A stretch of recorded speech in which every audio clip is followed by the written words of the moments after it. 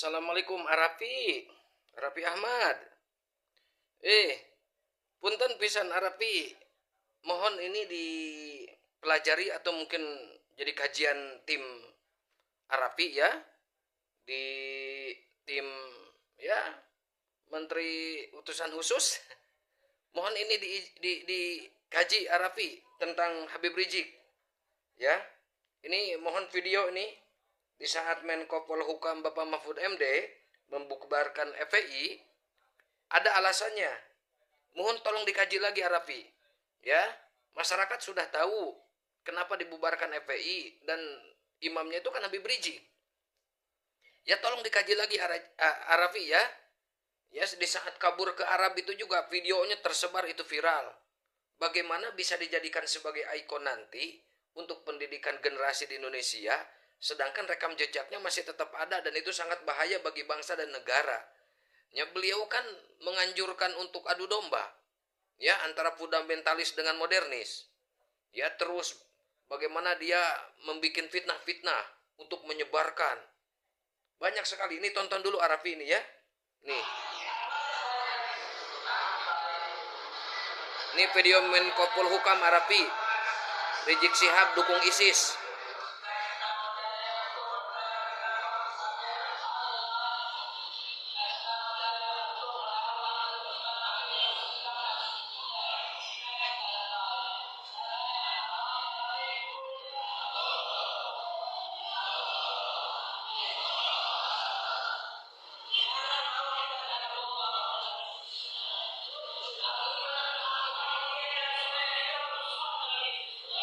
Silakan ada sedikit 3 menit ini. Ada gambar-gambar pendukung. Di Menko Polhukam nih Bapak Mahfud MD Arapi. Ya.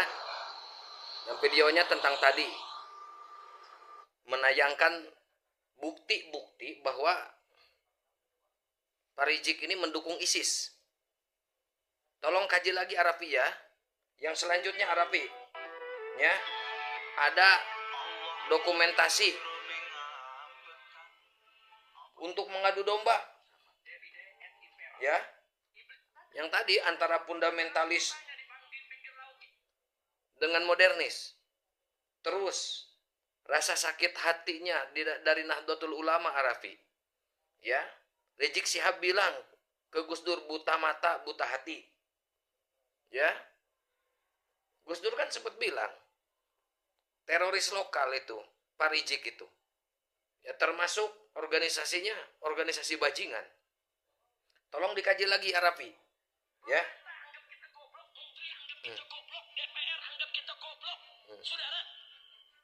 Saudara, itu bangun pagar 30 kilometer pakai bambu betung yang panjang-panjang, hitung aja dah harganya.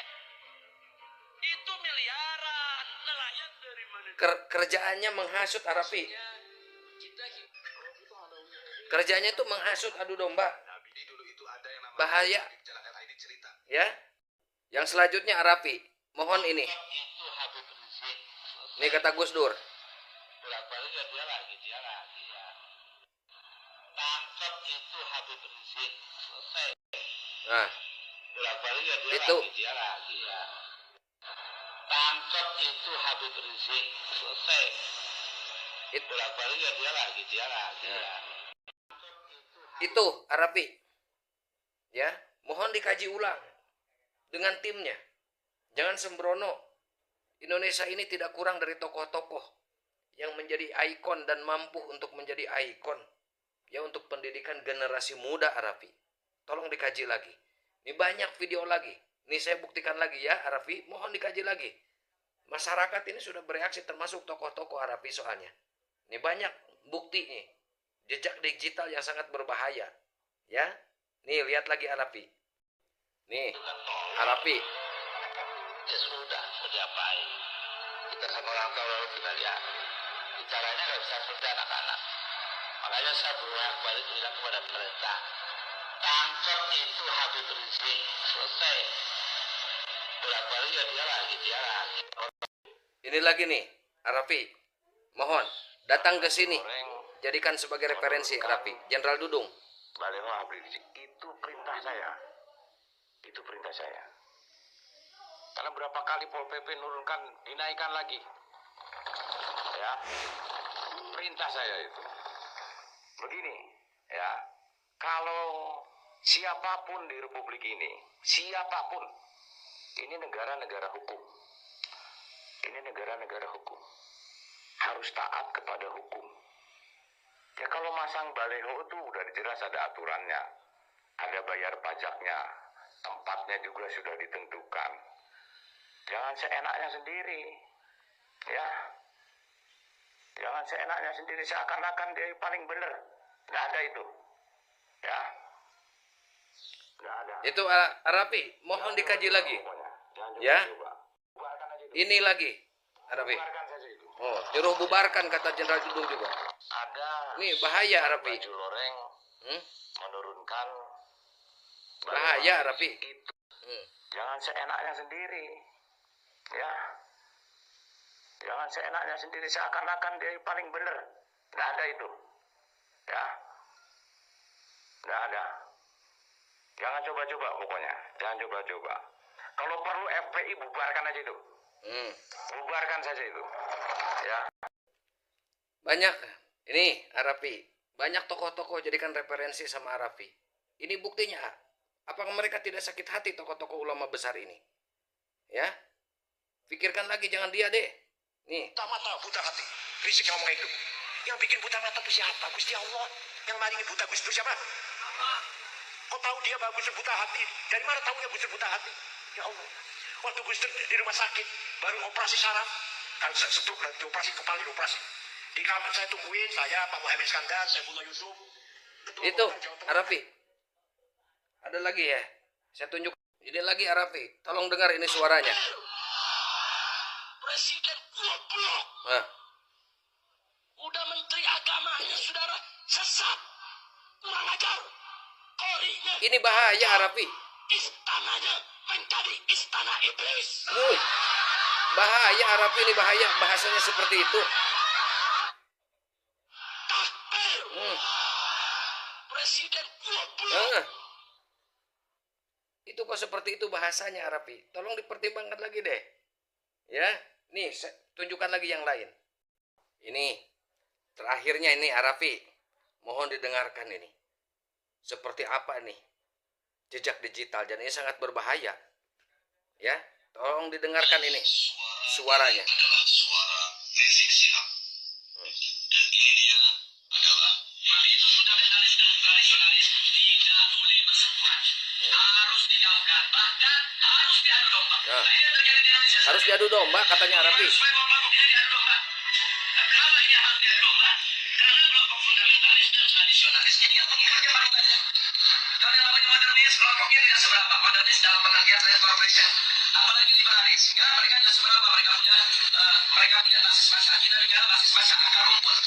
Yang memiliki basis massa akar rumput yang sangat kuat hanya kelompok fundamentalis dan kelompok tradisionalis.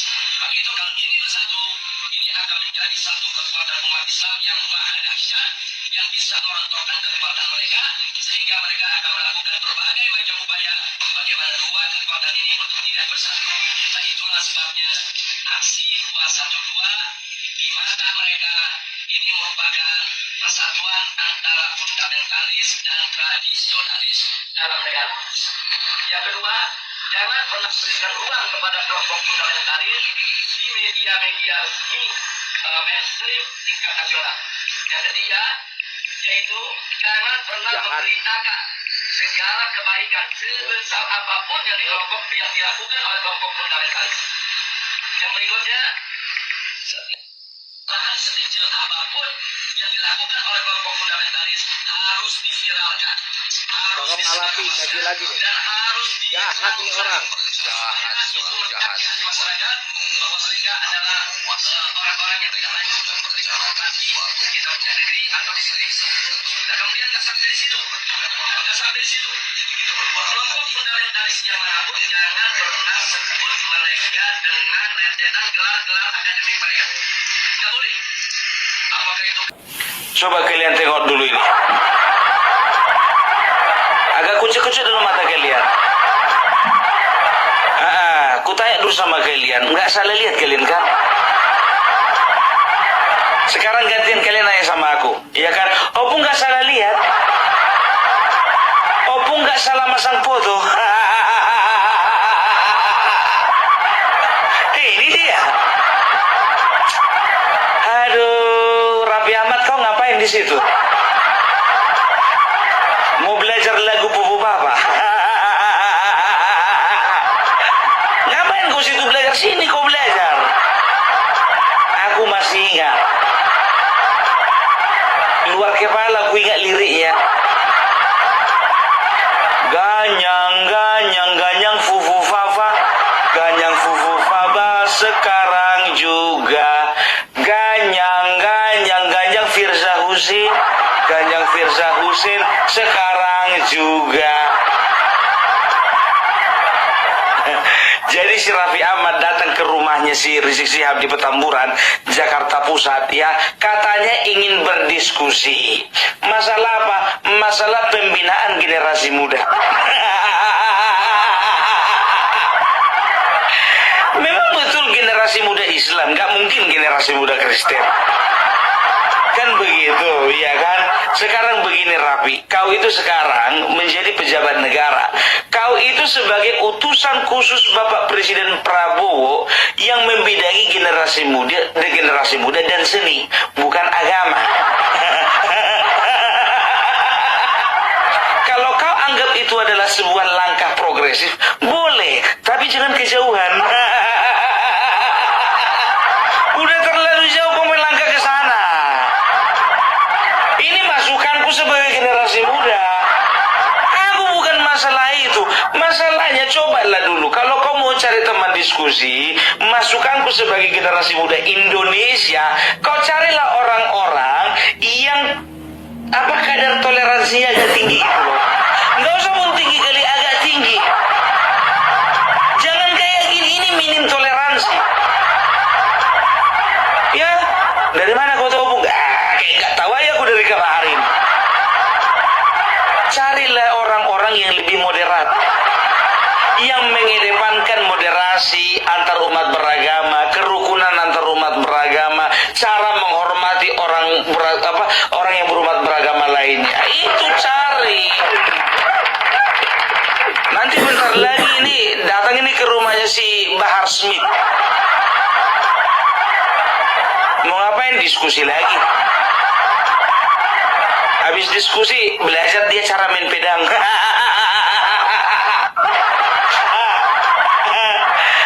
Aduh, aku jujur aja ya, aku tidak akan pernah menyentuh atau menyingkul yang ada urusannya dengan agama, ya. Tapi begini, kelompok orang ini sekarang ini sudah mulai membelok-belokkan sejarah. Bendera merah putih. Siapa yang memberikan instruksi kepada Bung Karno untuk membuat bendera merah putih sebagai bendera Indonesia? Itu adalah Fatwa Al-Habib Idrus bin Salim Al-Jufri Palu Al-Khairat. Lambang negara Garuda. Siapa yang buat? Al-Habib Asyarif Hamid Al-Gadri dari Pontianak, keluarga baginda Nabi Muhammad. Lagu 17 Agustus Pramuka, lagu syukur. Siapa yang buat? Al-Habib Husin Al-Mutahhar dari Semarang, zuriat baginda Nabi Muhammad. Jadi Anda jangan berpikir ya habaib di Indonesia jasanya apa? Banyak, itu yang baru kecatat. Ya, coba bayangkan kalian, 17 Agustus katanya itu hasil daripada kakek-kakek mereka. Penetapan 17 Agustus sebagai hari kemerdekaan. Bendera merah putih juga hasil dari karya tangan kakek mereka. Coba bayangkan kalian, Monas itu diklaim adalah juga produk dari Yaman. Kakek mereka lah yang membangun Monas, namanya itu Muhammad Nasir. Makanya Monas itu singkatan dari Muhammad Nasir. Muhammad Nasir bin Smith katanya. Padahal aku dari dulu sejarah belajar Monas itu singkatannya Monumen Nasional, bukan Muhammad Nasir.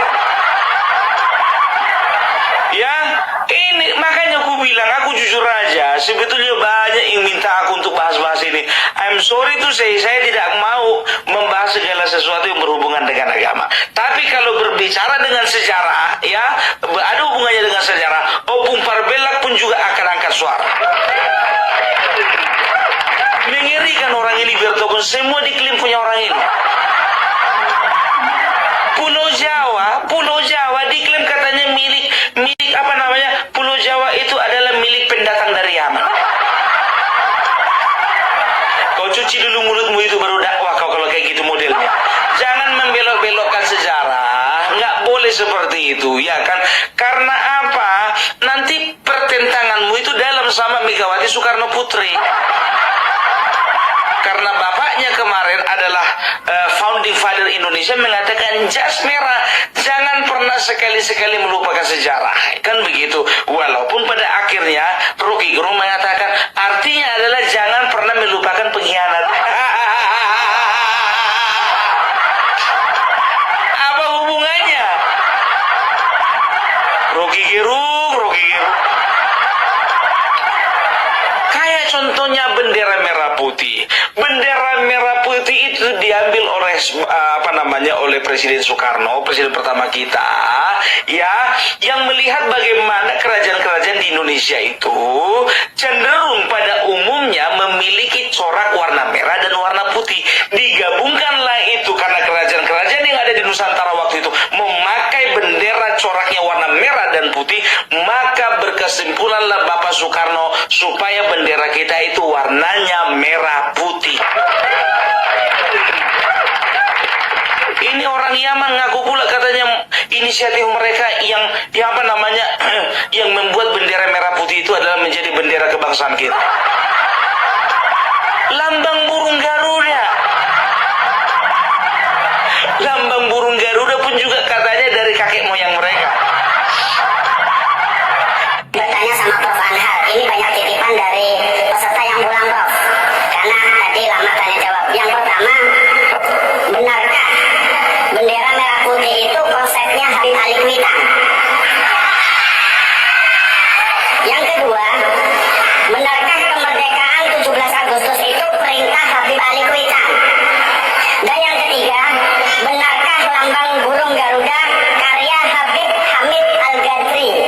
Jadi sementara ini titipan dari beberapa peserta yang sudah pulang. Namun maaf moderator, dari masing-masing bagian kita tanyakan.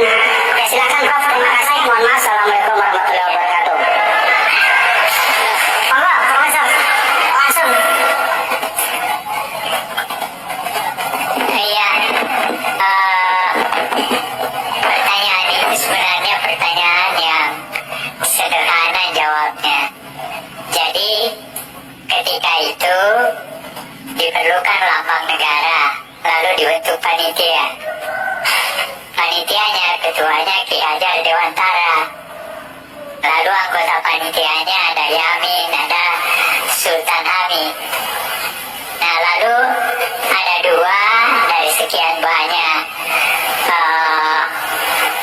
bahannya masuk, dua yang diterima, Sultan Hamid sama Yamin. Tapi kemudian setelah dilihat bahwa Yamin sedikit ada kecenderungan ke Jepangan, maka kemudian diterima Sultan Hamid. Tetapi ada tetapinya. Diterima, tetapi begitu Bung Karno melihat, maka dia melihat berbagai hal yang kurang tepat. Maka dia panggil seorang seniman namanya Dullah. Lalu dia katakan, Dullah, perbaiki itu.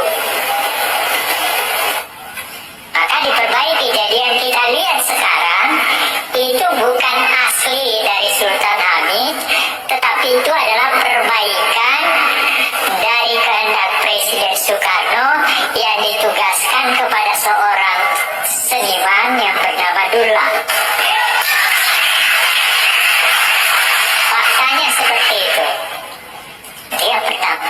Yang kedua, saya menolak Sultan Hamid sebagai pahlawan nasional karena pada tahun 1947 pangkat dinaikkan dari kolonel menjadi mayor jenderal di negeri Belanda. Pada tahun itu kita diburu-buru oleh Belanda, ditembakin dan sebagainya. Dia tidur di negeri Belanda. Terima kasih, itu jawaban saya. Bendera merah putih? Ya, ya yang bendera.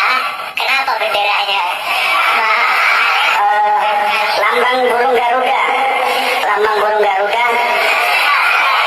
Bendera merah putih konsep Habib Ali Kuitang. Nggak benar.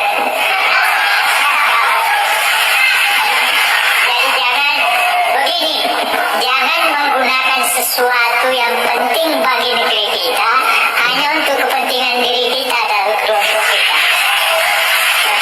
Yang ini, Prof, izin. Benarkah kemerdekaan 17 Agustus itu perintah Habib Ali Kuitang?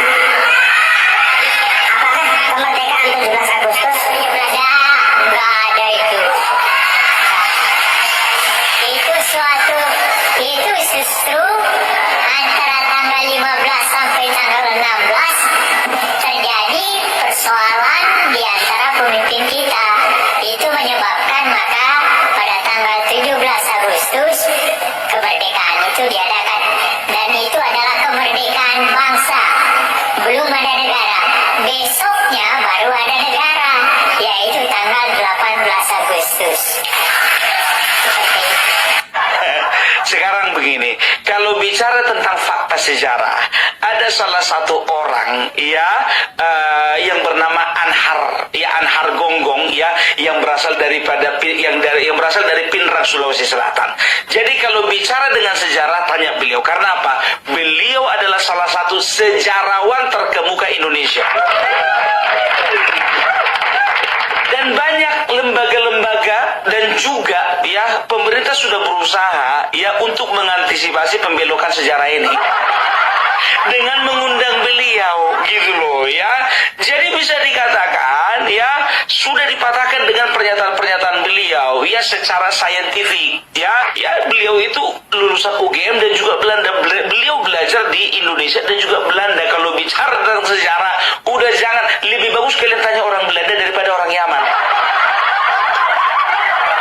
Ya lebih ngiri orang ini dari orang Malaysia. Kalau orang Malaysia paling yang diakui mereka itu wayang kepunyaan mereka, batik kepunyaan mereka. Ini orang Yaman, burung Garuda mereka yang bikin, merah putih mereka yang bikin. Kemerdekaan Indonesia juga katanya kakek mereka siapa namanya Ali Kuitang yang mendesak Soekarno. Coba bayangkan, Monas pun juga katanya mereka yang bikin. Asal kata Monas itu Muhammad Nasir. Ilmu dari mana itu? Jadi gini ya, Raffi Ahmad, ku bilang sama kau. Jadi inilah yang mau kau transferkan ilmu kepada generasi muda ya. Penyesatan seperti ini. Ku bilang sama kau Raffi Ahmad, jangankan sejarah mereka palsukan, kuburan pun mereka palsukan.